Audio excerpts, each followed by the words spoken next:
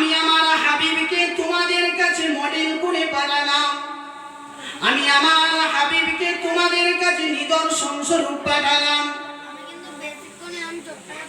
তোমাদের কাছে রাসূল পাঠিয়েছি, মডেল হিসাবে তোমরা রাসূলকে ফলো করবে।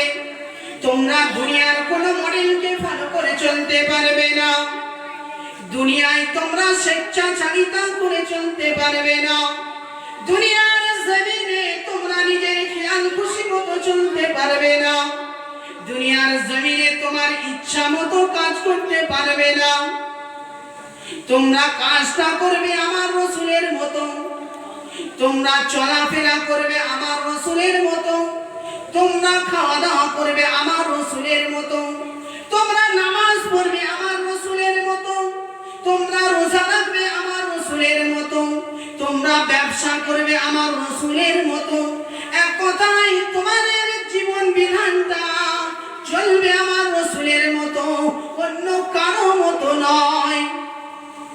রাসূলকে আল্লাহ পাক মডেল করে পাঠালেন আমাদের জন্য। দুনিয়ার কোনো নেতা নেত্রীর মডেল নয়, দুনিয়ার কোনো অভিনেতা অভিনেত্রীর মডেল নয়, যে আমরা সালমান খান শাহরুখ খানের মডেলে চলবো না। রাসূলকে আমাদের জন্য মডেল করে পাঠিয়েছে, আমাদের রাসূলের আদেশ অনুযায়ী চলতে হবে। কোরআনে পাকে আরো আয়াত আল্লাহ পাক ঘোষণা করেছেন, মা আতাকুমুর রাসূলু ফাখুযুহু ওয়া মা নাহাকুম আনহু ফান্তাহু। হে আমার বান্দারা, আমি কোরআনে পাকের মধ্যে ঘোষণা দিলাম, তোদের জন্য আমার রাসূলকে যেমন মডেল পাঠিয়েছি, তোরা ফলো করবি আমার রাসূলকে। কোরআনে পাকে বর্ণনা হলো, মা আতাকুমুর রাসূলু, আমার রাসূল যা কিছু নিয়ে এসেছে, ফাখুযুহু, সেটাকে তোমরা আঁকড়ে ধরো, ওয়া মা নাহাকুম আনহু ফান্তাহু, এবং রাসূল যেটাকে নিষেধ করেছে সেটাকে তোমরা বর্জন করো। এই রাসূলের মিলাদে আমরা বসেছি, রাসূলের মিলাদে মিলাদুন নবী মাহফিল কায়েম করতে আমরা বসেছি। যে রাসূলের ইজ্জত সম্মান আল্লাহ বুলন্দ করেছেন, যে রাসূলের ইজ্জত সম্মান দরজা কার পরে বলুন তো? রাসূলের দরজা কার পর? আমাদের সৃষ্টিকর্তা আল্লাহ পাকের পরে রাসূল পাকের স্থান। যে দিনটিকে কেন্দ্র করে আমরা বসেছি, এই 12 রবিউল আউয়াল সুবহ সাদিকের সময় সোমবার দিন আল্লাহ পাক রাসূলকে এই দুনিয়ায় পাঠিয়েছিলেন। এই দিনটাকে আমরা কেন্দ্র করে বসেছি। এই দিনটার সম্মান মর্যাদা আছে না নাই? একটু জোরে বলুন, এই দিনটার সম্মান আছে না নাই? অবশ্যই আছে। আপনারা আবার বর্তমান যে সময় এসেছে, অনেকে হয়তো বলবে এই মিলাদুন নবী মাহফিল করা চলবে না, এই নবী দিবস করা চলবে না, এটা কোনো সাহাবা করে যায়নি, এটা রাসূল করে যায়নি। আসলে ওই মুনাফিক গুলো না, কিতাব ঘাটে না, পড়ে না, ইতিহাস জানে না।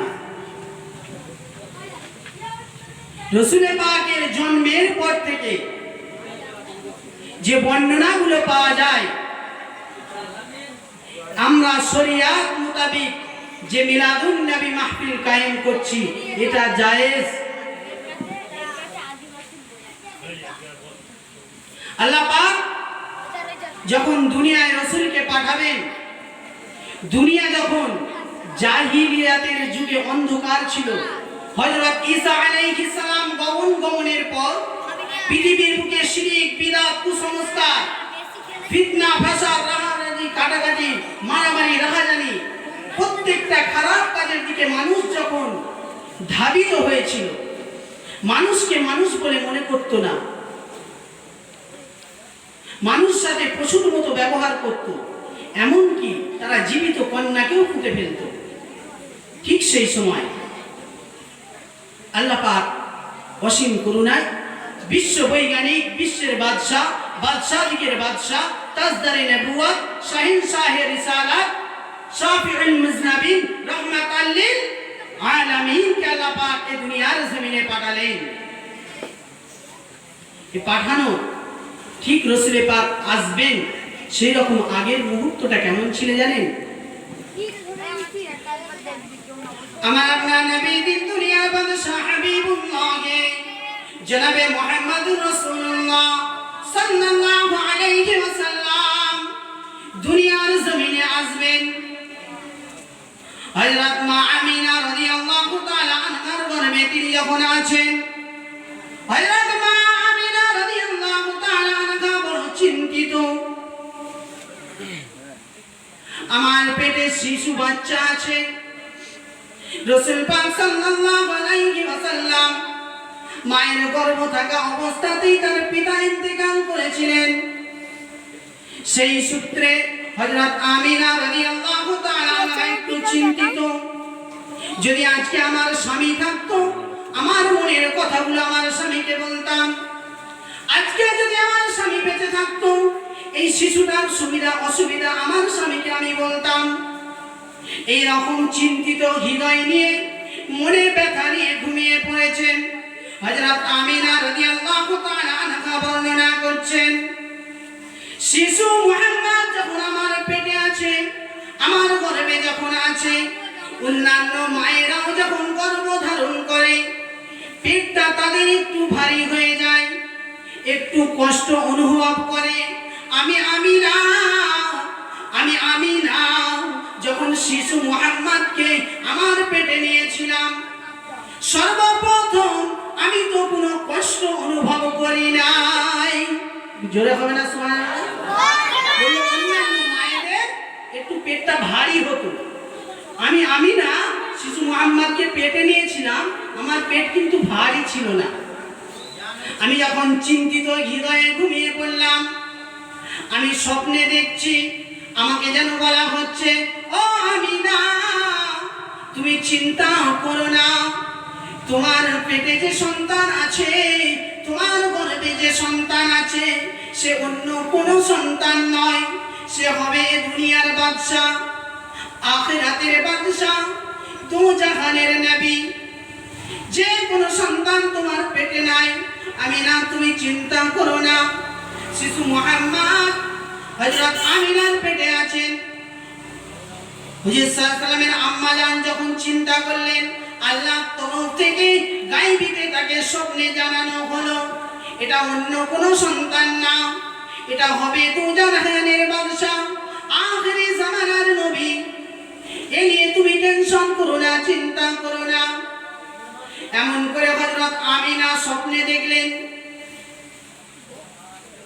বাচ্চার যে নামটা রাখা হয়েছিল, একটা কথা জিজ্ঞাসা করি, জানেন কে রেখেছিল? নবীর যে নাম রাখা হয়েছিল, হযরত আমিনা বর্ণনা করছে, এ মুহাম্মদ সাল্লাল্লাহু আলাইহি ওয়াসাল্লাম, এ আহমদ, এই নামটা দুনিয়ার কোনো মানুষের দেয়া নয়। আমি স্বপ্নে এই নামটা দেখেছিলাম। যে বাচ্চা তোমার গর্ভে হবে, যে বাচ্চা তোমার পেটে আছে, দুনিয়ায় ভূমিষ্ঠ হবে, ওই বাচ্চার নামটা হবে মুহাম্মদ। জোরে বলুন না সুবহানাল্লাহ। হযরত আমিনা রাদিয়াল্লাহু তাআলা আনহা বর্ণনা করছেন, অবস্থায় আমি যখন বাচ্চা প্রসব করব, এই রকম একটা অনুভব করছি, আল্লাহ পাক কি হবে চিন্তা হচ্ছে একটু। এই জীর্ণ কুটিরে ছোট্ট ঘরেতে আমি বাচ্চা প্রসব করব, কেমন করে হবে, কি পরিস্থিতি হবে, এই রকম চিন্তা করতে করতে ঠিক বাচ্চা হওয়ার সময়ে হযরত আমিনা বর্ণনা করে, কিতাবের মধ্যে পাওয়া যায়, আল্লাহ পাকের তরফ থেকে সেই সময়ে 4 জন জান্নাতি রমণীকে হযরত আমিনার ঘরে পাঠানো হয়েছিল। জোরে বলুন না সুবহানাল্লাহ। 4 জন রমণীকে আল্লাহর তরফ থেকে পাঠানো হয়েছিল। এই ঘটনা হয়তো আপনারা জানেন, আপনারা শুনেন। শুধুমাত্র এটা জানাতে চাইছি যে নবীজির বরকত কতটা, আল্লাহর পরে যে নবীর স্থান, দু জাহানের যিনি নবী, তামাম জগতের জন্য যাকে রহমত করে পাঠানো হলো, বোঝাতে চাইছি এ নবী দুনিয়ায় আসার পর থেকে বরকতটা কেমন হাসিল হয়েছিল। হযরত আমিনা রাদিয়াল্লাহু তাআলা আনহা বর্ণনা করেন, এমন অবস্থায় আমি যখন শিশু মুহাম্মাদের প্রসব করি, আমি যখন শিশু মুহাম্মাদকে জন্ম দিই, অন্যান্য মায়েদের মতো, অন্যান্য গর্ভবতীদের মতো আমার রেহেম থেকে, আমার পেট থেকে যখন শিশু মুহাম্মদ জন্ম নেয়, আমি স্বচক্ষে দেখলাম, আমি যেন দেখলাম ওই শিশু বাচ্চাটা যেন জান্নাতি পানি দ্বারা গোসল করানো আছে। জোরে বলুন না সুবহানাল্লাহ। আমি আমিনার রেহেম থেকে পাক বার হয়নি, আমি আমিনার রেহেম থেকে কোন রকম রক্ত বার হয়নি, আমি আমিনার রেহেম থেকে কোন রকম ব্লাড বার হয়নি। রাসূল যখন জন্ম নিলেন, অন্যান্য বাচ্চাদের মতো, অন্যান্য মায়েদের মতো আমার ছেলেকে গোসল করাতে হয়নি। অন্যান্য বাচ্চাদের মায়েদের মতো আমার রেহেম থেকে কোনো ব্লাড ক্ষরণ হয়নি। অন্যান্য মায়েদের মতো কোনো নাপাকি আমার বাচ্চার শরীরে লেগে নেই। যেমন শিশু মুহাম্মাদের জন্ম হয়ে গেল, প্রসব করার পর আমি শিশু মুহাম্মাদকে কোলে নেব। আমি যখন তাকিয়ে দেখছি আমার ঘরটা যেন কিসে আলোয় আলোকিত হয়ে গেছে। আমি যখন বাচ্চা মুহাম্মাদকে কোলে নেব, এমত অবস্থায় আমি দেখলাম আমার ছেলে বাচ্চা মুহাম্মাদ মাটির উপরে উপর হয়ে মুখটা গুজে দিয়ে যেন গুনগুন গুনগুন করে কি যেন বলে যায়। জোরে বলুন না সুবহানাল্লাহ। ওই বাচ্চা নবী জন্মের পর থেকে সেই উম্মতের চিন্তায়, মৃত্যু পর্যন্ত সেই উম্মতের চিন্তায়, আজকে মদিনার জমিনে শুয়ে শুয়ে সেই উম্মতের চিন্তায় এই শিশু নবী প্রসব হওয়ার পর কিতাবের মধ্যে পাওয়া যায় হযরত আমিনার ঘরে 13 থেকে 14 দিন আল্লাহর নবী ছিলেন। মক্কার রীতি অনুযায়ী, মক্কার রেওয়াজ অনুযায়ী দুধ পান করানোর জন্য একে একে দাইমা আসতে থাকে। কিতাবের মধ্যে পাওয়া যায় 13 দিন বা 14 দিন হযরত আমিনার ঘরে রাসূল পাক ছিলেন। সেই সময় মক্কার রীতি রেওয়াজ ছিল টাকার বিনিময়ে দাইমারা দুধ পান করাতেন। এমন অবস্থায় প্রত্যেকে এসেছেন, মক্কাতে এসেছেন শিশু নেবে বলে। তার সাথে এসেছেন হালিমাতুস সাদিয়া। যখন বাচ্চা খোঁজাখুঁজি চলছে, সকলেই একটা একটা বাচ্চা খুঁজে নিয়েছে, বাচ্চা পেয়েছে। হযরত হালিমাতুস সাদিয়া খুব গরিব ছিলেন, নিজের একটা বাচ্চা ছিল। স্বামী হারেসকে সঙ্গে নিয়ে মক্কার জমিনে এসেছে। এসে কোনো শিশু পায়নি, দুধ পান করাবেন, কোনো শিশু পায়নি। ওনাকে বলা হলো যে এখানে একটা শিশু আছে, তুমি কি নেবে? খুব গরিবের শিশু, সে এতিম বাচ্চা, তার কিন্তু বাবা নাই। স্বামী স্ত্রী যুক্তি করলেন, হযরত হালিমাতুস সাদিয়া রাদিয়াল্লাহু তাআলা আনহা এবং হারেস ওনার স্বামী, যে ফিরে যাব, এতটা রাস্তা এসেছি, সেই তায়েফের জমিন থেকে মক্কার জমিনে এসেছি, ফিরে যাব, দেখো গিয়ে বাচ্চাটাকে। হযরত হালিমাতুস সাদিয়া রাদিয়াল্লাহু তাআলা আনহা বর্ণনা করছেন, আমাকে নিয়ে যাওয়া হলো। হযরত আমিনা রাদিয়াল্লাহু তাআলা আনহা আমাকে ঘরে প্রবেশ করালেন। আমি হালিমাতুস সাদিয়া যখনই মাত্র ওই বাচ্চার দিকে তাকিয়েছি, বাচ্চা যখন আমার দিকে তাকিয়েছে, আমি হালিমাতুস সাদিয়া খিদেই জর্জরিত ছিলাম। শরীরটা যেন জার্নিংয়ের কারণে দুর্বল ভাব ছিল। এতটা পথ অতিক্রম করে এসেছি। আমি হালিমাতুস সাদিয়া যেই মাত্র ওই বাচ্চার দিকে তাকালাম, ওই বাচ্চার দিকে তাকানোর সঙ্গে সঙ্গে আমার কলিজাটা ঠান্ডা হয়ে গেল। জোরে হবে না সুবহানাল্লাহ। শুধুমাত্র বাচ্চাটাকে দেখেছে। হযরত আমিনা রাদিয়াল্লাহু আনহা বলছেন, কি গো, বাচ্চা নেবে? হালিমা বলছে, আমিনা, আমি এই বাচ্চাটাকেই নিয়ে যাব। হযরত আমিনা বলে, বেশি কিছু দিতে পারবো না, আমরা গরিব মানুষ। হযরত হালিমাতুস সাদিয়া বলে, আমি বেশি কিছু নিতেও চাই না, কিন্তু আমি এই বাচ্চাটাকে চাই। হযরত হালিমাতুস সাদিয়া রাদিয়াল্লাহু তাআলা আনহা বর্ণনা করছেন, আমি যখন শিশু নবী মুহাম্মদ সাল্লাল্লাহু আলাইহি ওয়াসাল্লামকে কোলে নিলাম, আমার জানটা ঠান্ডা হয়ে গেল, আমার প্রাণটা ঠান্ডা হয়ে গেল। আমি ওই তায়েফের জমিন থেকে মক্কার জমিনে এসেছিলাম, একটা জীর্ণ শীর্ণ গাধা নিয়ে এসেছিলাম। আমি যখন বাচ্চা মুহাম্মদকে কোলে নিয়ে আমার গাধাতে আমি সওয়ার হয়েছি, আমার গাধাতে আমি যখন উঠেছি, আমার নিজেরও বিশ্বাস হয়নি যে এটাই আমার গাধা।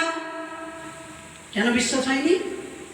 আমি যখন শিশু মুহাম্মদকে ওই গাধার উপরে নিয়ে সওয়ার হয়েছি, গাধাটাকে আল্লাহ পাক এতটা ক্ষমতা দিয়েছেন, এতটা শক্তি দান করেছেন যে গাধাটা মক্কার জমিনে আসার সময় ভালো করে চলতে পারছিল না, আমাকে নিয়ে সওয়ার করতে পারছিল না। সেই গাধাটার পিঠে আমি যখন ওই বাচ্চাকে নিয়ে যখন সওয়ার হয়েছি, আমার সাথী সঙ্গীরা আমার আগে মক্কা থেকে বার হয়েছিল।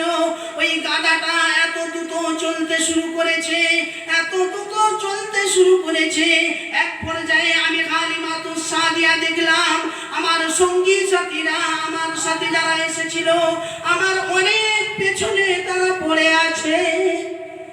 জোরে বলুন না সুবহানাল্লাহ। ওই জীর্ণ শীর্ণ গাধাতে হযরত হালিমাতুস সাদিয়া যখন শিশু নবী মুহাম্মদকে নিয়ে যাচ্ছেন, গাধাটার আল্লাহ পাক শক্তি ক্ষমতা বাড়িয়ে দিয়েছেন। রাস্তায় যেতে যেতে পথে মধ্যে বিশ্রাম নেবেন, এমত অবস্থায় হযরত হারিস, যিনি হালিমাতুস সাদিয়ার স্বামী, তাকে বললাম আমরা একটু পথে বিশ্রাম নেব, অনেকটা পথ অতিক্রম করে এসেছি, আমরা একটু বিশ্রাম নেব। পথের মধ্যে বিশ্রাম নেবে বসেছে, এমন অবস্থায় একটা লোক, বৃদ্ধ মানুষ, এসে বলছে, তোমার নাম কি? তুমি সেই হালিমাতুস সাদিয়া না? বলছে, হ্যাঁ। চাচা যান, আপনি কি করে জানলেন? বলছি, তোমার নাম হারেস। বলছে, আপনি কি করে জানলেন? বৃদ্ধ মানুষ পথে জিজ্ঞাসা করছেন, বিশ্রাম নেবে বলে শিশু মুহাম্মদ সাল্লাল্লাহু আলাইহি ওয়াসাল্লামকে নিয়ে বসেছেন। তখন বৃদ্ধ মানুষটা জিজ্ঞাসা করছে, তুমি হালিমাতুস সাদিয়া না? তোমার স্বামী এটা হারেস না? বলল, হ্যাঁ। আপনি কি করে জানলেন? বলছে, তুমি যে বাচ্চাটাকে নিয়েছো, এই বাচ্চাটাকে আমি একটু দেখবো, মুখটা কি দেখাবে?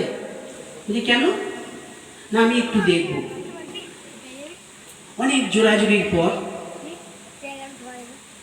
না আমি একটু দেখব। ঠিক আছে, মুখটা দেখানো হলো। ওই বৃদ্ধ মানুষ বলতে শুরু করেছে, ও হালিমাতুস সাদিয়া, আমার একটা মনে এখনো প্রশ্ন জেগে আছে, তুমি কি ওই বাচ্চার পিঠটা আমাকে একবার দেখাবে? আমি বৃদ্ধ মানুষ, তোমার কাছে একটা অনুরোধ রাখলাম, ও হালিমাতুস সাদিয়া, তুমি যে বাচ্চাটা মক্কা থেকে নিয়েছো, ওই বাচ্চাটার পিঠটা আমি একবার দেখতে চাই। হযরত হালিমাতুস সাদিয়া দেখাবে না, আর ওই বৃদ্ধ মানুষ ছাড়বে না। ও হালিমাতুস সাদিয়া, তুমি একবার আমাকে ওই বাচ্চার পিঠটা দেখাও। এইরকম জোরাজুরির পর, যখন খুব জোরাজুরি করছে বৃদ্ধ মানুষ, হযরত হালিমাতুস সাদিয়া রাজি হলেন। রাজি হওয়ার পর যখন কাপড়টা সরিয়ে পিঠের দিকটা একটু খুলেছেন, লোকটা আওয়াজ মেরে চিৎকার করে বলেছেন, আমি হলাম ঈসা নবীর উম্মত, আমি ইনজিল শরীফে পড়েছি, এই হলো সেই শিশু নবী মুহাম্মদ। কেননা এর পিঠে নবুয়তের চিহ্ন থাকবে। আমার আপনার রাসূল হাবিবুল্লাহ নবী মুহাম্মদুর রাসূলুল্লাহ, সকলে বলি সাল্লাল্লাহু আলাইহি একটা নবুয়াতের চিহ্ন ছিল, যেটা ছিল কবুতরের ডিমের মতো। রঙের বিষয়ে কেউ কেউ মতভেদ করেছেন, কেউ বলেছেন বাদামি, কেউ বলেছে সাদা টাইপের। যখন ওই বৃদ্ধ মানুষ ওই নবুয়াতের চিহ্নটা দেখতে পেয়ে গেছে, ও হালিমাতুস সাদিয়া, এটাই হলো সেই শিশু নবী, যেটা হবে আখিরি জামানার নবী, যেটা আমি আমাদের তাওরাত কিতাবে পড়েছি, যেটা আমাদেরকে আগাম সুসংবাদ দেওয়া হয়েছে। এই নবীর উপরে অনেক অত্যাচার হবে। আমি যদি সেই সময়ে হায়াতে থাকি, আমি এই নবীর হাতে হাত দিয়ে কলমা পড়বো। আমি যদি সেই সময়ে হায়াতে থাকি, আমি এই নবীর কিন্তু সাহায্য করব। ও হালিমাতুস সাদিয়া, এই বাচ্চাটাকে আমি দেখে নিলাম, এনার পিঠে নবুয়াতের যে মোহরটা আছে, ইনিই হবে আখিরি জামানার নবী। একটু জোরে বলুন না সুবহানাল্লাহ। ওখান থেকে বললেন, হালিমা, আমি ইনজিল কিতাবে পড়েছি,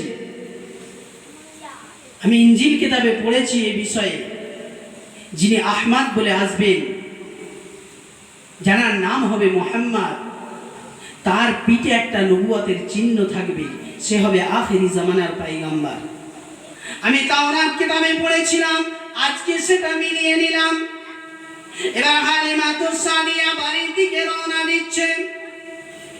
বাড়িতে রওনা দেওয়ার পর হযরত হালিমাতুস সাদিয়া বর্ণনা করছেন, আমি যখন আমার বাড়ি থেকে বার হয়েছিলাম মক্কার জমিনে, আমার বাচ্চা আব্দুল্লাহ দুধ খাওয়ার জন্য কান্নাকাটি করেছিল। আমি হালিমাতুস সাদিয়া তাকে দুধ খাওয়াতে পারিনি, আমার স্তনটা পুরো শুকনো ছিল। এই মরুভূমির প্রান্তরে খাবার সেরকম কিছু পাইনি, আমার স্তনে দুধ বলে কিছু ছিল না। কিন্তু আমি যখন বাচ্চা নবী মুহাম্মদ সাল্লাল্লাহু আলাইহি ওয়াসাল্লামকে আমার ঘরে নিয়ে এলাম, আল্লাহ পাকের কি কুদরত জানি না, আমি যখন বাচ্চা নবী মুহাম্মদ সাল্লাল্লাহু আলাইহি ওয়াসাল্লামকে আমার স্তনে ধরিয়েছি, এত দুধ আল্লাহ পাক আমার স্তনে দিয়েছে, আমার স্তনটা পুরো ভারী হয়ে গেছে। আমি আমার নবী মুহাম্মদকে দুধ পান করালাম, আবার যখন অন্য স্তনটা পান করাতে যাব, আমার নবী কিন্তু আর অন্য স্তনে মুখ দিলেন না। আমি আমার ছেলে আব্দুল্লাহকে ওই স্তনটা পান করালাম, এমন ভাবে পান করাচ্ছি, আবার এক সময় যখন ভুলে গেছি, আবার অন্য স্তনে যখন মুখ দিতে যাচ্ছি, ওই শিশু নবী মুহাম্মদ কিন্তু অন্য স্তনেও মুখ আর দিচ্ছে না। আমি হালিমাতুস সাদিয়া যতদিন শিশু নবী মুহাম্মদকে দুধ খাইয়েছি, ততদিন তিনি একটাই আমার স্তন পান করেছেন, অপর স্তনে কোনোদিন মুখ দেননি। জোরে বলুন না সুবহানাল্লাহ। ইনসাফ কাকে বলে? ইনসাফ কে শিখিয়ে গেছে? ইনসাফ ইনসাফ তো আমার রাসূল শিখিয়ে গেলেন শিশু থেকে, যে আমি একটা দুধ, আমি একটা স্তন পান করব, অপর স্তনটা আমার ভাইয়ের হক। সে হকটাও শিশু নবী মুহাম্মদ সাল্লাল্লাহু আলাইহি ওয়াসাল্লাম তখনও নষ্ট করেননি। ইনসাফ তো তিনি শিখিয়ে গেছেন। আর বর্তমান সমাজে টাকা যার, ইনসাফ তার, টাকায় আবার ইনসাফ কেনা যাচ্ছে।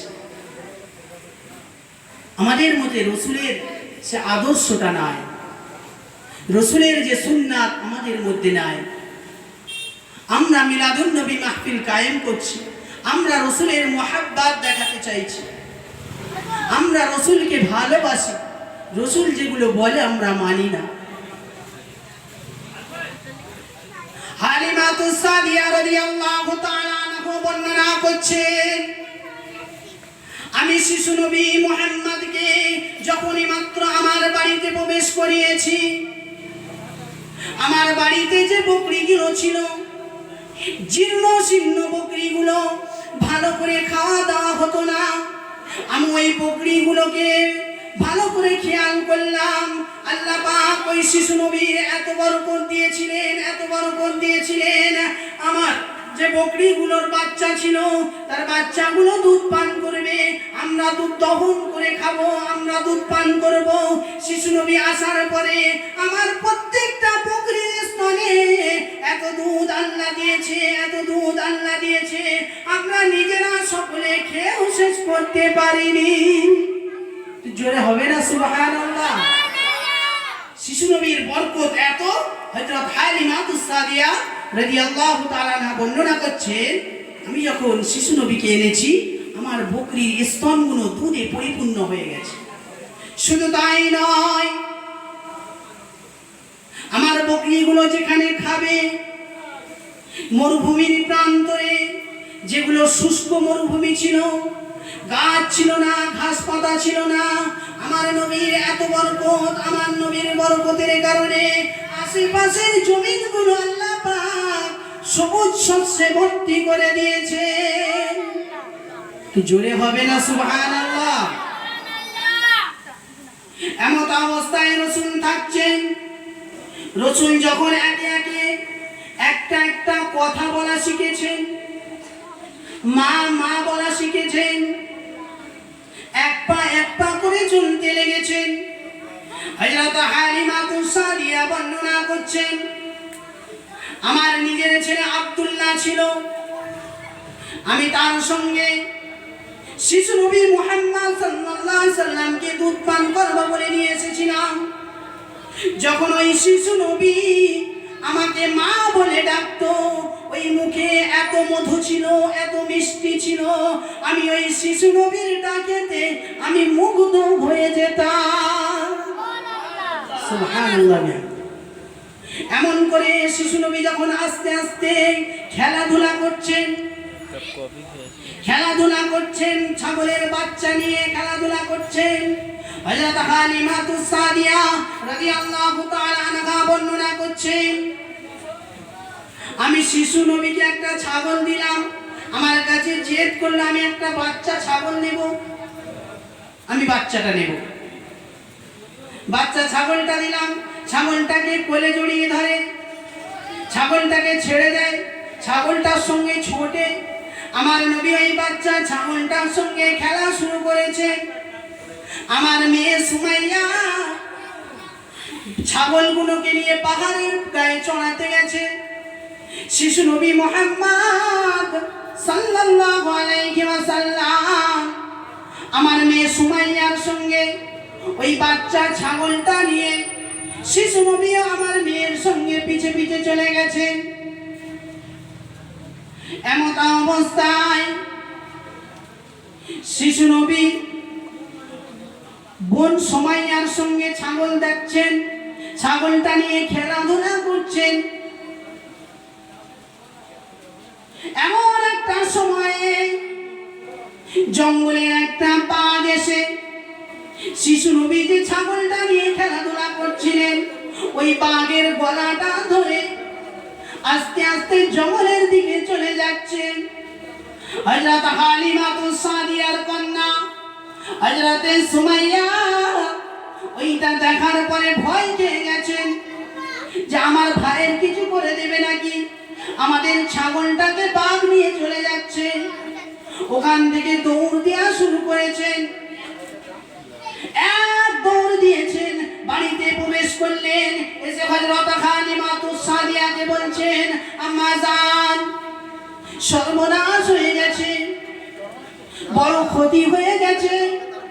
কি হয়েছে মা? হযরত হালিমাতুস সাদিয়া চমকে গেছে, শিশু মুহাম্মদ কই? হযরত হালিমাতুস সাদিয়াকে বলছে যে শিশু মুহাম্মদ কই? হযরত সুমাইয়া বলতে শুরু করেছেন, ও আম্মা জান, আমি আমার ভাই মুহাম্মদকে নিয়ে জঙ্গলের পাশে খেলাধুলা করছিলাম।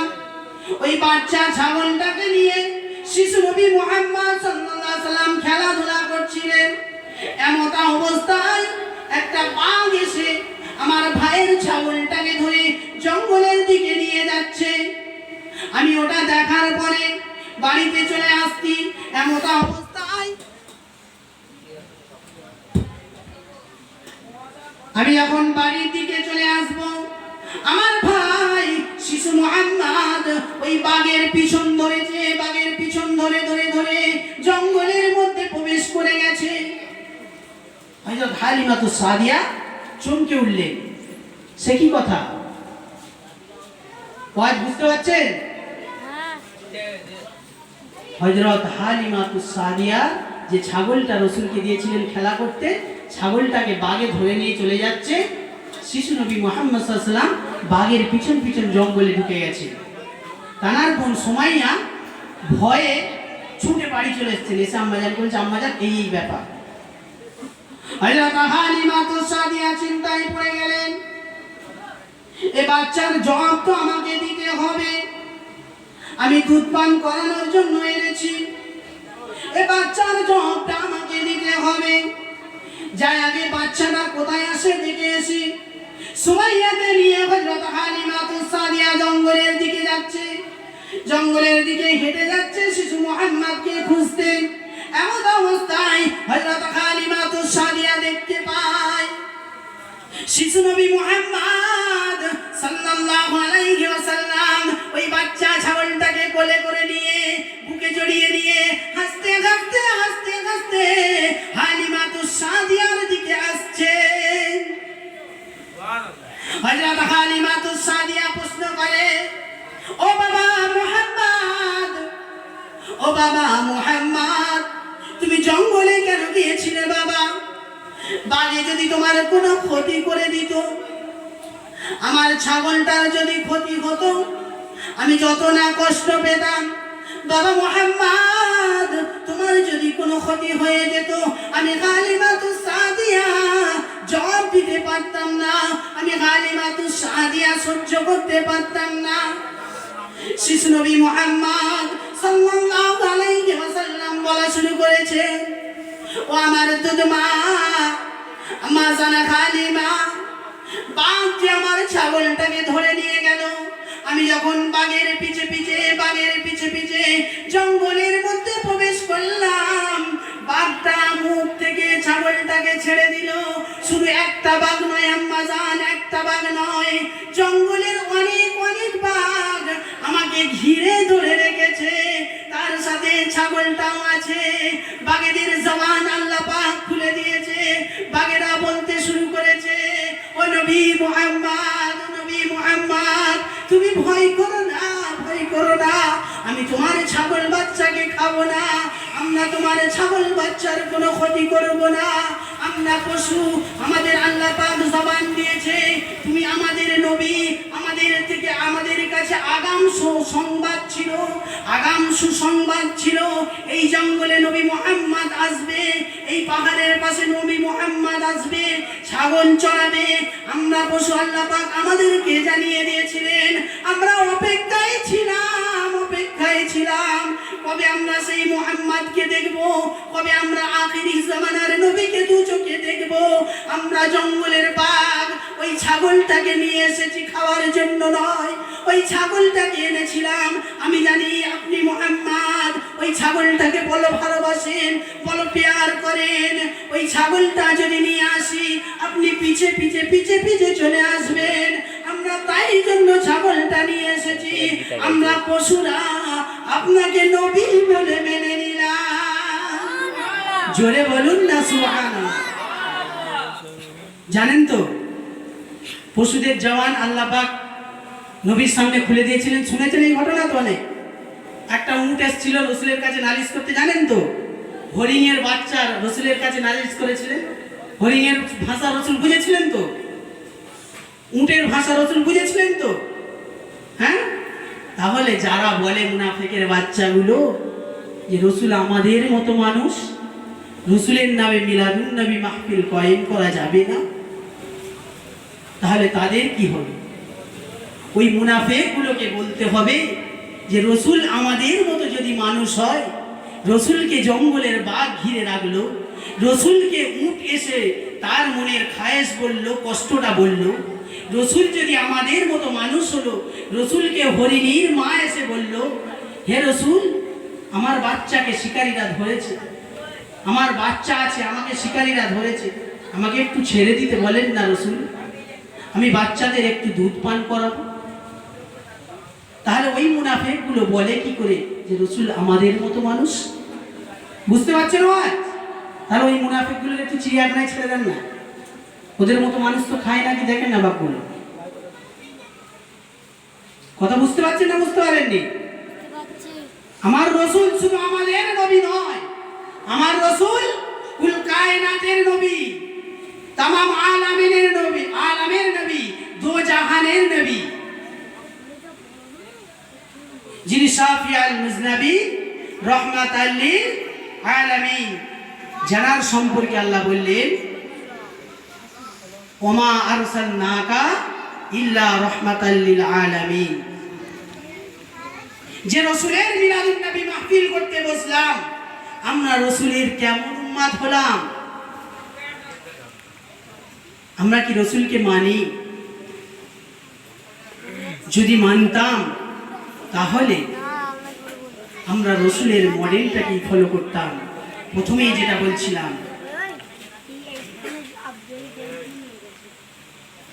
যে রসুলকে আল্লাহ পাক আমাদের জন্য মডেল করে পাঠিয়েছে।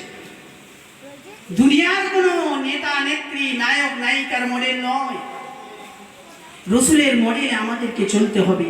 মা আতাকুমুর রাসূল ফাখুযুহু ওয়া মা নাহাকুম আনহু ফান্তাহু।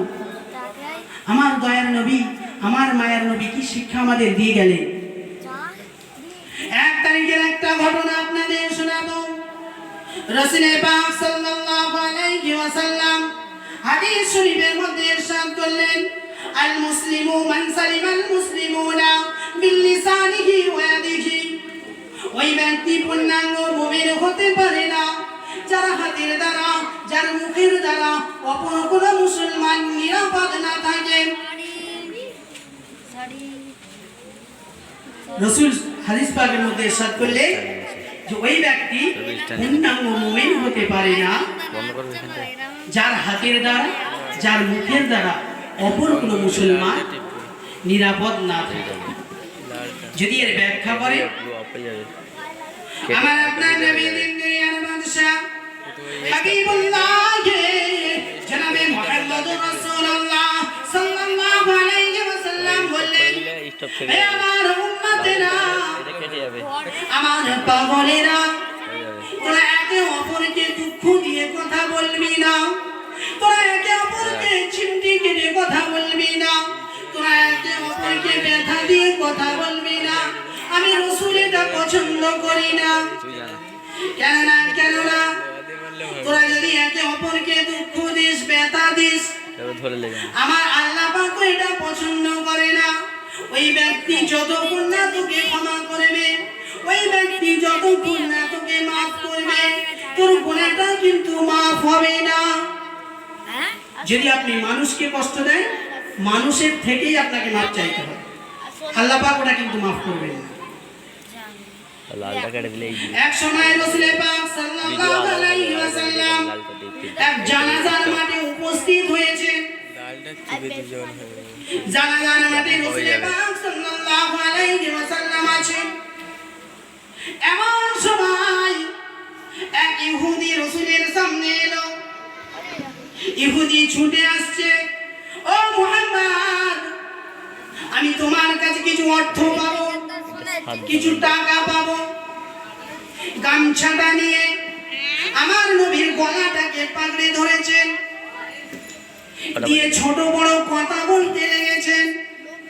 ও মুহাম্মদ, ও মুসলমানদের নবী, ও মুসলমানদের নেতা, তুমি আমার কাছে ঋণী আছো, আমার ঋণটা তুমি শোধ করো। সাহাবারা সকলেই হাজির আছেন। এই ঘটনা যখনই ঘটেছে, রাসূলের গলায় যখন গামছাটা ধরেছে, সাহাবারা উত্তপ্ত হয়েছেন। এমনকি ওই মজলিসে হযরত উমর রাদিয়াল্লাহু তাআলা আনহু ছিলেন। হযরত উমর রাদিয়াল্লাহু তাআলা আনহু কত রাগী ছিলেন শুনেছেন তো, জানেন? হযরত উমর রাদিয়াল্লাহু তাআলা আনহু এতটাই রাগী সাহাবা ছিলেন, কিতাবের মধ্যে বলা হচ্ছে শয়তানকে ভয় করতে বলা হয়েছে মানুষদেরকে, যে তোমরা শয়তান থেকে বেঁচে চলো।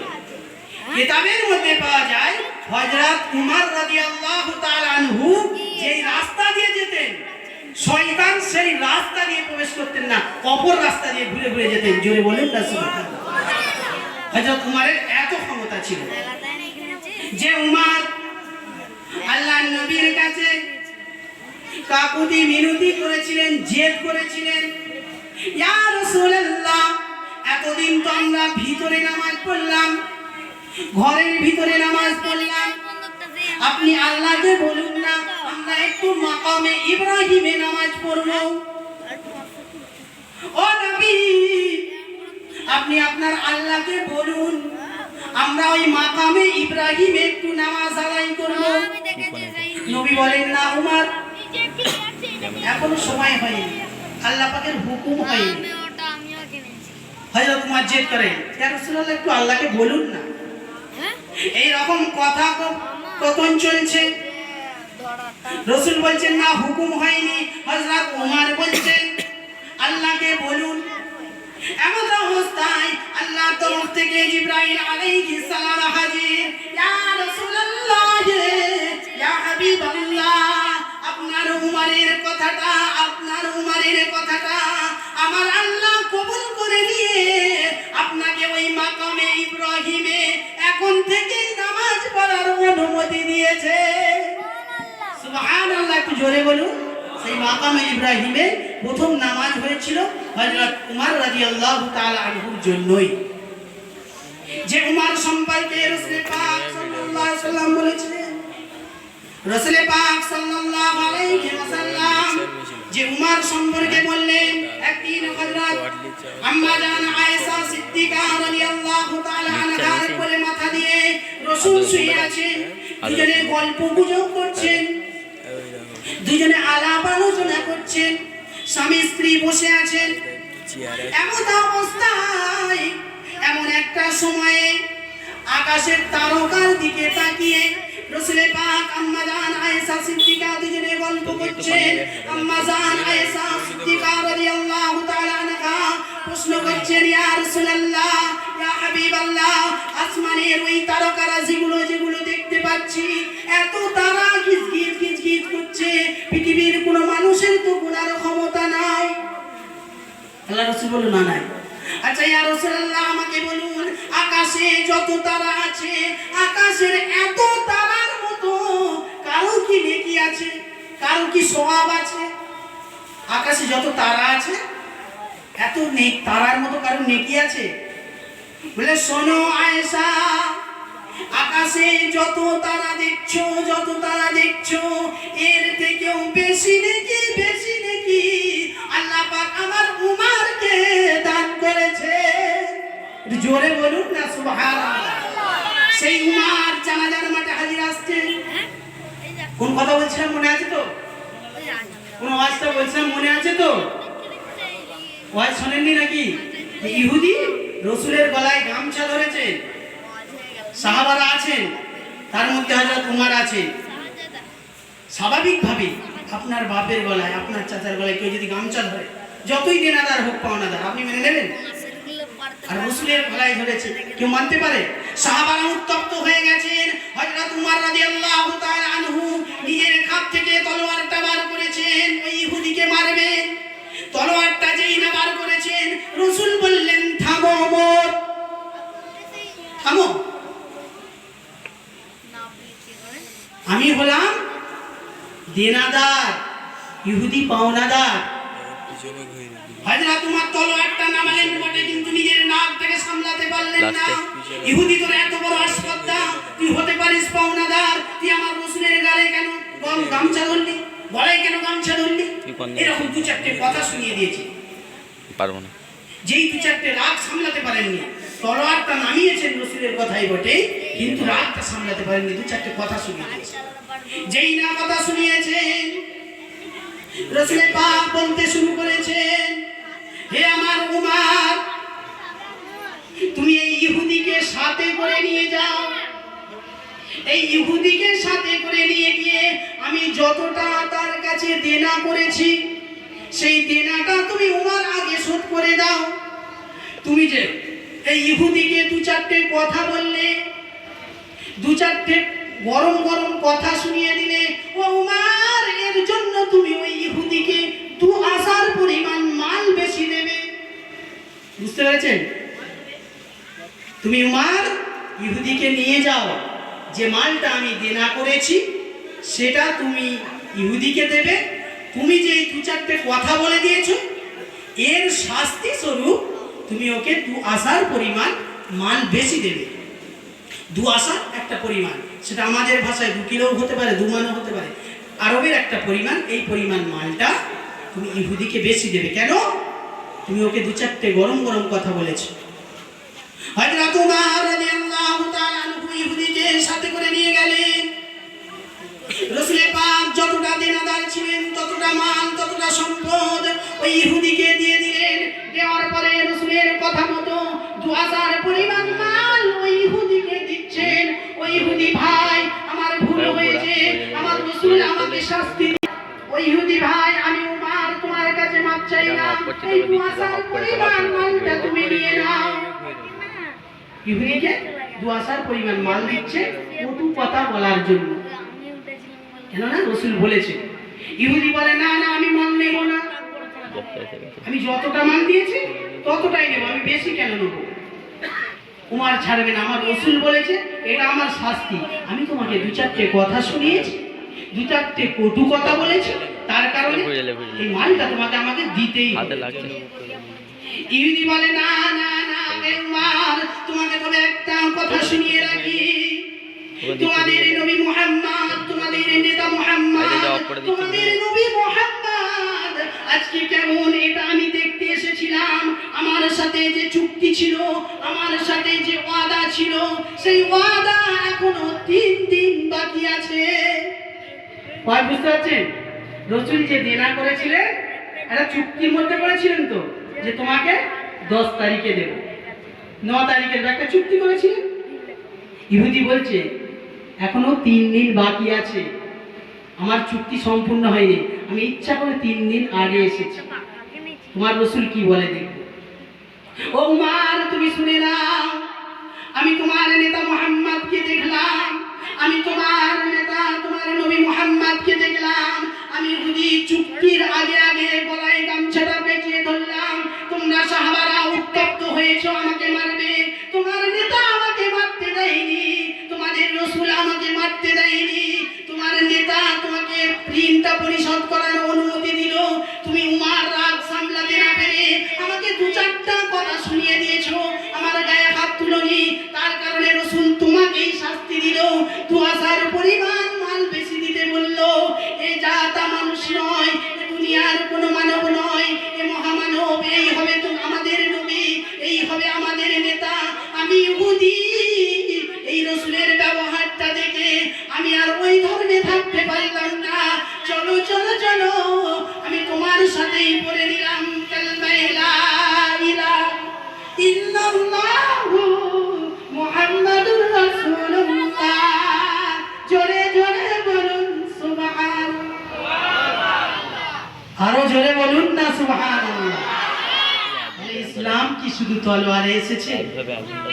ইসলাম শুধু কি তলোয়ারে এসেছে? রাসূলের ব্যবহারটা দেখলেন? আল্লাহ পাক বলছেন, হে আমার বান্দা, তোরা আমার রাসূলকে ভালোবাস, তোরা আমার রাসূলকে মহব্বত কর। আল্লাহ পাক কোরআনে কারীমের মধ্যে রাসূলকে জানালেন, হে নবী, আপনি বলে দিন, ইন কুনতুম তুহিব্বুনাল্লাহ, যদি তারা আল্লাহকে ভালোবাসতে চায়, যদি তারা আল্লাহকে ভালোবাসতে চায়, ফাত্তাবিউনি, তারা যেন আমার রাসূলের ইত্তেবা করে, তারা যেন আমার রাসূলের অনুসরণ করে, তারা যেন আমার রাসূলের অনুগত্য মতো চলে। তারা যদি আমার রাসূলের মতো চলতে পারে, রাসূলের আদর্শে যদি চলতে পারে, তাদের ইবাদতটা যদি আমার রাসূলের মতো হয়ে যায়, তাদের নামাজটা যদি আমার রাসূলের মতো হয়ে যায়, তাদের দান খায়রাতটা যদি আমার রাসূলের মতো হয়ে যায়, তাদের নামাজটা যদি আমার রাসূলের মতো হয়ে যায়, তাদের ব্যবহারটা যদি আমার রাসূলের মতো হয়ে যায়, এক কথায় তাদের জীবন বিধানটা যদি রাসূলের মতো চালিয়ে নিতে পারে, আমি আল্লাহ ওই ব্যক্তির জীবনের গুনাহ খাতাগুলি মাফ করে দেব। তো জোরে হবে না সুবহানাল্লাহ? কোরআনে পাকে বললেন, ইন কুনতুম তুহিব্বুনাল্লাহা ফাত্তাবিউনি ইউহিব্বুকুমুল্লাহ। তারপরে কি বলে ওয়ায়াগফির লাকুম যুনুবাকুম আল্লাহু গফুরুর রহিম। দয়াময় আল্লাহ পাক কি বললেন, যদি তোমরা রাসূলের ইত্তেবা করো, রাসূলের অনুসরণ করো, রাসূলের আনুগত্য প্রকাশ করো, তাহলে আমি তোমাদের গুনাহগুলো maaf করে দেব। শুধু তাই নয়, আমি রাসূলকে যে আদেশ দিয়ে পাঠালাম, মা আতাকুমুর রাসূলু ফাখুযুহু ওয়া মা নাহাকুম আনহু ফান্তাহু। হে আমার বান্দারা, আমার রাসূল যেটাকে নিয়ে এসেছে, যে আদেশটা তোমাদের করেছে, ফাখুযুহু, সেটাকে তোমরা আঁকড়ে ধরো। আমার রাসূল যেটা নিষেধ করেছে, ওয়া মা নাহাকুম, যেটাকে তোমাদের জন্য নিষেধ করেছে, ফান্তাহু, সেটাকে তোমরা ছেড়ে দাও। যদি আমার কোন বান্দা বান্দি এই রাসূলের আদেশ মতো চলে, যদি তার কথাবার্তা আমার রাসূলের মতো হয়ে যায়, যদি তার চলাফেরাটা আমার রাসূলের মতো হয়ে যায়, দুনিয়ার কোনো মানুষের মতো না হয়, দুনিয়ার কোনো মডেলের মতো না হয়, যদি তার ব্যবহারটা আমার রাসূলের মতো হয়ে যায়, যদি তার ব্যবসাটা আমার রাসূলের আদেশ অনুযায়ী হয়ে যায়, তার কথাবার্তা, চলাফেরা, ওঠা বসা, খাওয়া দাওয়া, প্রত্যেকটা কাজ যদি আমার রাসূলের মতো হয়ে যায়, আমি আল্লাহ ওই বান্দাটাকে আমি আমার দয়ার জান্নাতটা দান করে দেব। জোরে জোরে বলুন না সুবহানাল্লাহ। তাহলে রাসূলকে দুনিয়ায় পাঠালেন, তার সাথে কিছু আদেশ, কিছু নিষেধ আমাদেরকে দিলেন, তার সাথে কোরআনে পাকে আয়াত দিলেন। যে মিলাদুন নবী মাহফিল আমরা কায়েম করলাম, যারা বলছেন যে মিলাদুন নবী মাহফিল কায়েম করা যাবে না, চলবে না, আমার রাসূল তো নিজে নিজের জীবনী সাহাবাদের সামনে বর্ণনা করেছে। আমার রাসূল নিজে নিজের জীবনী সাহাবাদের সামনে বর্ণনা করেছে, সাহাবারা রাসূলের জীবনী বর্ণনা করেছে। হাদিস শরীফে বর্ণনা এসেছে, রাসূল বলছে, আমি ইব্রাহিম আলাইহিস সালামের দোয়া, ঈসা আলাইহিস সালামের সুসংবাদ, আমার মাতার স্বপ্ন, সাহাবাদের বসে বলছে। কিতাবের মধ্যে এসেছে রাসূল পাক সাল্লাল্লাহু আলাইহি ওয়াসাল্লাম নিজের জন্মদিনে এই সোমবারে নিজে রোজা রাখতেন, খুশি পালন করতেন। তিনি এই দিনে ছাগল জবাই করেছেন। যদি কেউ বলেন আকিকা করেছেন, আকিকা রাসূল পাক সাল্লাল্লাহু আলাইহি ওয়াসাল্লামের দাদু আব্দুল মুত্তালিব যখন রাসূলের পাকের 7 দিন বয়স, সেই সময় আকিকা করে দিয়েছিলেন। একটু বুঝতে হবে রাসূলের কত সম্মান, রাসূলের কত মর্যাদা।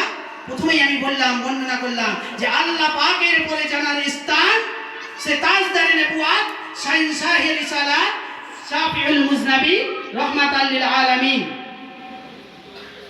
তাকে যতটা সম্মান দিয়ে পাঠিয়েছিলেন, তিনি যদি না আসতেন এ দুনিয়া, আসমান, জমিন, এ গাছপালা, এ নদী নালা কোথায় ছিল? এগুলো কি আল্লাহ পাক সৃষ্টি করতেন? তোমরা বলছো আমরা কদরের রাতকেই বেশি সম্মান করি, ওটাই আল্লাহ পাক কোরআনে বলেছে। আরে কোরআনটা কোথায় এলো? রাসূল যদি না আসতো, কোরআন আসতো? কথা বুঝতে পারছেন? ওয়াজ বুঝতে পারছেন? রাসূল যদি না আসতো, কোরআন আসতো? রাসূল যদি না আসতো, কদর আসতো? রাসূল যদি না আসতো, রোজা আসতো? রাসূল যদি না আসতো, শবে বরাত আসতো? তুমি রাসূলের বিরোধিতা করো কি করে? বর্তমানে সময়টা কেমন হয়েছে জানেন? রোগ আমাদের ক্যান্সার, রোগ আমাদের ক্যান্সার, ডাক্তার দেখায় আমরা জ্বরে। 2-4টে মশলা ফসলা শিখেছে, 3 দিনের নামাজি হয়েছে, 4 দিনের মাথায় ছোটাপত্র নিয়ে বলছে হাদিস আমি পড়েছি, হাদিস আমি পড়েছি। ওই ব্যক্তিদের বলতে চায়, তাহলে একটা ক্লিনিক খুলে বস না, একটা ডাক্তারখানা খুলে বস না। তুই তো ক্যালপল, আপনার কি বলে র্যান্টা, তারপরে দু চারটে ওষুধের নাম তো সকলেই কম বেশি মুখস্থ আছে, আছে না নাই? ওষুধের নাম দু চারটে মুখস্থ আছে না নাই? তাহলে একটা ডাক্তারখানা খুলে বস না, পিঠে থলে মারতে হবে। একটা ভালো যে রুগী এসে যাবে রোগ তো ধরতে পারবি না, পায়খানার জায়গায় কাশির ওষুধ দিয়ে বসে থাকবে। 3 দিন নামাজ ধরে 3টে হাদিস শুনেছিস, সেটা যাচাই করলি না, বাছাই করলি না। 16 বছর একটা মাদ্রাসার আলেম পড়ে এসছে, তার ফতোয়াটা ভুল হয়ে গেল, তার মশলাটা ভুল হয়ে গেল। আমাদের একটু চিন্তা করার দরকার আছে। যদি বলে আমি কিতাব পড়েছি, বাংলা বুখারী পড়েছি, বাংলা মেশকাত পড়েছি, এটা কি রসুলের জামানায় ছিল? ওটা কি রসুলের জামানায় ছিল? আরে পাগল, এই বাংলা রসুলের জামানায় ছিল। তুই যে বাংলা বুখারী পড়ছিস, এটা রসুলের জামানায় ছিল? আমার কথা বোঝা যাচ্ছে না, বোঝা যায়নি? তুই যেটা দেখে মশলা বলছিস, এটা ছিল রসুলের জামানায়?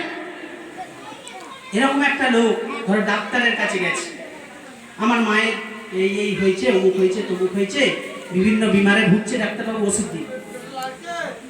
ডাক্তারবাবু একটা বই হাতে ধরে দিলেন, বাবা এর মধ্যে লেখা আছে, হ্যাঁ তুমি নিয়ে পড়ে দেখে ওষুধ নিয়ে চলে যাও। তো ডাক্তারবাবু সেটা কেমন করে হয়? সেটা কেমন করে হয়? আপনি ডাক্তার না, এতে বাংলায় লেখা আছে গো, এতে বাংলায় লেখা আছে। ডাক্তারবাবু হবে কতটা ডোজ খেতে হবে এরকম বলে তো ডাক্তারবাবু নাকি? যে এই ডোজে এই খেতে হবে, দিনে 3 বার খেতে হবে, 1 ছিপি খেতে হবে, 1.5 ছিপি খেলে ওভারডোজ হয়ে যাবে, এগুলো ডাক্তার বলে তো? ডাক্তারের প্রয়োজন আছে না নাই? তখন বলছে এইটা দেখে হবে না, আপনাকে ওষুধ দিতে হবে। তাহলে তুমি বাংলা কিতাব থেকে মশলা দাও কি করে? কামারের কাজ কুমোর করতে গেলে ঠক্কর তো খাবেই, কি বলে? আমাদের রসুল পাককে ফলো করতে হবে। যে রসুলকে আল্লাহ পাক এত সম্মান দিলেন, আমাদেরকে সম্বোধন করে বললেন, ইয়া আইয়ুহাল্লাযীনা আমানু লা তারফাউ আসওয়াতাকুম ফাওকা সাওতিন নবী। যেটা মদিনা শরীফের মাজারের বাইরে যেসব হাজী সাহেব আছেন, একটা রেলিং আছে দেখবে, মদিনা শরীফের মাজারের বাইরে একটা রেলিং আছে, রেলিং এ লেখা আছে আসওয়াতাকুম ফাওকা সাওতিন নবী। হে আমার বিশ্বাসী বান্দাগণ, আমি কোরআনে কারীমের মধ্যে ঘোষণা করে দিলাম, যেমন আমি আমার নবীকে ওমা আরসালনাকা ইল্লা রাহমাতাল লিল আলামিন করে পাঠিয়েছি, যেমন আমি ওয়ারাফা'না লাকা যিকরাক, আমি নবীর সম্মানকে উচ্চ করেছি, যেমন নবীকে আমি উসওয়াতুন হাসানা করে তোদের জন্য পাঠিয়েছি, আমার নবীকে আমি তোদের জন্য মডেল করে পাঠিয়েছি, তেমন ভাবে আমার বিশ্বাসী বান্দাগণ আমি এটাও তোদেরকে বললাম, ইয়া আইয়ুহাল্লাযীনা আমানু লা তারফাউ আসওয়াতাকুম ফাওকা সাওতিন নবী। হে আমার বিশ্বাসী বান্দাগণ, তোরা আমার নবীর উপরে উচ্চভাবে কথা বলবি না, জোরে কথা বলবি না, আওয়াজ করে কথা বলবি না। কেন? আমার নবীর উপরে এটা বিয়াদবি করা হবে। তোরা যদি আমার নবীর সাথে বিয়াদবি করিস, আমি আল্লাহ ওই বিয়াদবিটা সহ্য করতে পারি না। কথা বুঝতে পারছেন? এর একটা শানে নুজুল আছে, ঘটনা আছে বিস্তারিত, যে বিষয়ে কোরআনের আয়াতটা নাজিল হয়েছিল। একজন একটু উচ্চস্বরে কথা বলে ফেলেছে, সঙ্গে সঙ্গে জিবরাইল আলাইহিস সালামকে আল্লাহ পাক আয়াত নাজিল করলেন যে আমার রাসূলের সামনে উচ্চস্বরে কথা বলা যাবে না, উচ্চস্বরে কথা বলা যাবে না। আমার রাসূল কি আদর্শ আমাদের শিখিয়ে দিয়ে গেলেন? আমার রাসূল কি আদর্শ শিখিয়ে দিয়ে গেলেন? এক সময় আমার আপনার নবী দিন দুনিয়ার বাদশা হাবিবুল্লাহ জনাবে মুহাম্মদুর রাসূলুল্লাহ সাল্লাল্লাহু আলাইহি ওয়াসাল্লাম দরবারে বসে আছেন। এক সাহাবী হুজুরের জন্য হাদিয়া নিয়ে এলেন, তোহফা নিয়ে এলেন। এক সাহাবী রাসূলের কাছে একটা তোহফা নিয়ে এলেন, টুকরি করে কিছু গাছের আঙ্গুর বাগান করেছে, কিছু আঙ্গুর রাসূলের জন্য নিয়ে এলেন। রাসূল পাক সাল্লাল্লাহু আলাইহি ওয়াসাল্লাম হাদিয়া গ্রহণ করতেন, সৎকার মাল রাসূল পাক খেতেন না, সৎকার মাল রাসূল পাক খেতেন না, হাদিয়া নিতেন, হাদিয়া দিতেন, হাদিয়া দেওয়া নেওয়া সুন্নাত। হাদিয়া দিয়ে নেওয়া, কথা বলুন একটু, হাদিয়া দিয়ে নেওয়া সুন্নাত। তাতে করে মুহাব্বতটা থাকে, মিল মুহাব্বত বাড়ে। রাসূলের পাকের কাছে এক সাহাবী বাগানের কিছু আঙ্গুর নিয়ে এলেন। ইয়া রাসূলুল্লাহ, ইয়া হাবিবাল্লাহ, আমি বড় আশা করে আমার বাগানের আঙুরটা এই টুকরি করে আপনার জন্য নিয়ে এলাম। রাসূল পাক হাদিয়াটা গ্রহণ করলেন। হাদিয়াটা গ্রহণ করার পর টুকরি থেকে একটা আঙুর নিয়ে বিসমিল্লাহ আল্লাহর নাম নিয়ে খেলেন। রাসূল পাক সাল্লাল্লাহু আলাইহি ওয়াসাল্লাম একটা আঙুর খেলেন, দুটো খেলেন, এমন করে আঙুর খাচ্ছেন, আঙুর খাচ্ছেন, আঙুর খাচ্ছেন, খেতে খেতে খেতে খেতে অবস্থায় আঙুরের পুরো টুকরিটাই রাসূল শেষ করে দিলেন। সকলে অবাক, এরকম তো কোনোদিন ঘটেনি, এরকম কোনোদিন। আমরা বসে থাকাকালীন, সাহাবারা বলছেন, আমরা বসে থাকাকালীন এ ঘটনা কোনোদিন ঘটেনি যে রাসূল আমাদের না দিয়ে একা খেয়েছে। সকলেই একটা গানা ঘুষা, স্বাভাবিক ব্যাপার, গানা ঘুষা করছে, কি ব্যাপার হলো এটা, রাসূল আমাদের দিলেন না, একা একাই খেলেন। এরকম সময়ে এক সাহাবা এরকম বলতে বলতে রাসূলকে জিজ্ঞাসাই করে ফেললেন, ইয়া রাসূলুল্লাহ, ইয়া হাবিবাল্লাহ, হুজুর বিয়াদবি মাফ করবেন, আমাদের মনে প্রশ্ন যাচ্ছে, বারবার আমাদের মনে প্রশ্নটা উঠে দিচ্ছে, আপনি তো কোনোদিন এরকম ব্যবহার করেননি, দরবারে বসে যা কিছু এসেছে আমরা সকলে মিলে একত্রে ভাগ করে খেয়েছি, আপনি আমাদের সকলকে দিয়ে নিজেও খেয়েছেন।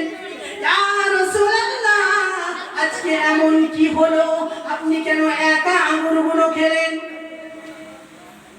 ততক্ষণে যিনি আঙুরটা দিয়েছিলেন তিনি খুশি মনে, অন্তরটা আনন্দে বাগ হয়ে গেছে, বাড়ি ফিরে গেলেন। যাবেন স্বাভাবিক, আমি যদি আমার মুহাব্বতের লোকের কাছে, আমার পীরের কাছে আমি নিয়ে যাই একটা জিনিস, পীর যদি আমার সামনে বসে বসে সবটা খায়, আমি খুশি হবো না বেজার হবো?